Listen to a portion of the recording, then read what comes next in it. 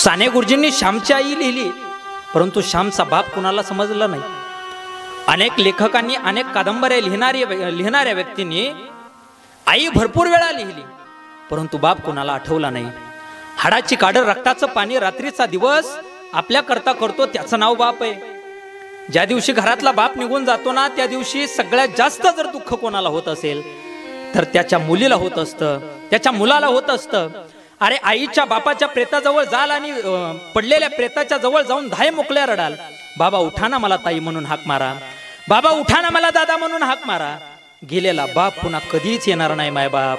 अरे एवढा निष्ठुर असणारा, एवढा कठोर असणारा बाप स्वतःची माय मेली तरी कधी रडत नाही, कारण त्याला माहितीये मी रडलो ना की माझी लेक रडेल, मी रडलो ना माझा पोरगा रडेल, माझी पत्नी रडेल। अरे स्वतःची माय मेली तरी रडत नाही, परंतु त्याच दिवशी एका कोपऱ्याला जातो आणि कोपऱ्याला जाऊन धाय मोकळ्या रडतो, त्याचं नाव बाप आहे।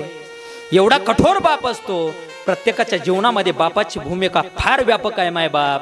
अरे तुमच्या बापाला जर एखादं व्यसन असेल आणि दुसऱ्याच्या रानामध्ये कष्ट करणारा, सालानं काम करणारा जर तुमचा बाप असेल, तर संध्याकाळी कामावरून घरी येत असताना बापाच्या लक्षात येतं की मला तंबाखूचं व्यसन आहे, मला तंबाखूची पुडी घेण्याकरता 10 रुपयाची गरज आहे। खिशामध्ये हात घालतो, खिशामध्ये 10 रुपये असतात। अरे 10 रुपये काढतो, दुकानदाराला सांगतो, दुकानदार मला तंबाखूची पुडी द्या। तेवढ्यात त्याच्या लक्षात येतं की माझ्या लेकीनं येताना काहीतरी खाऊ आणण्याकरता सांगितलंय। अरे त्या दुकानदाराला तुमचा बाप सांगतो, लेका अरे मला तंबाखू नको, माझ्या लेकी करता खाऊ दे। अरे स्वतःचं व्यसन आपल्या लेकी करता बाजूला सारतो, त्याचं नाव बाप आहे। एवढा कठोर अंतकरणाचा बाप असतो माय बाप।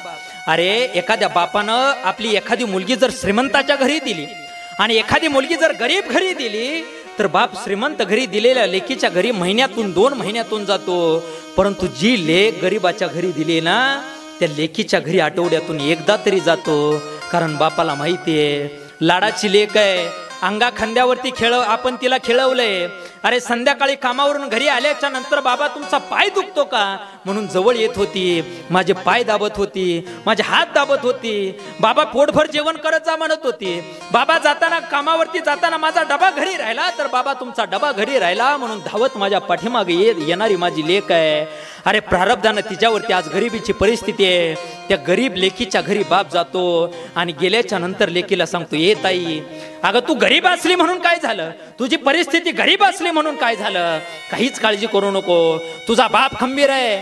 ज्या दिवशी तुला अडचण येईल ना ताई, त्या दिवशी तुझ्या बापाला एक फोन करता येईल, तुझा बाप दुसऱ्या मिनिटाला तुझ्याजवळ येऊन हजर राहिल्याशिवाय राहणार नाही। हे बापाचं अंतकरण आहे महाराज। अरे एवढा बाप कठोर असतो।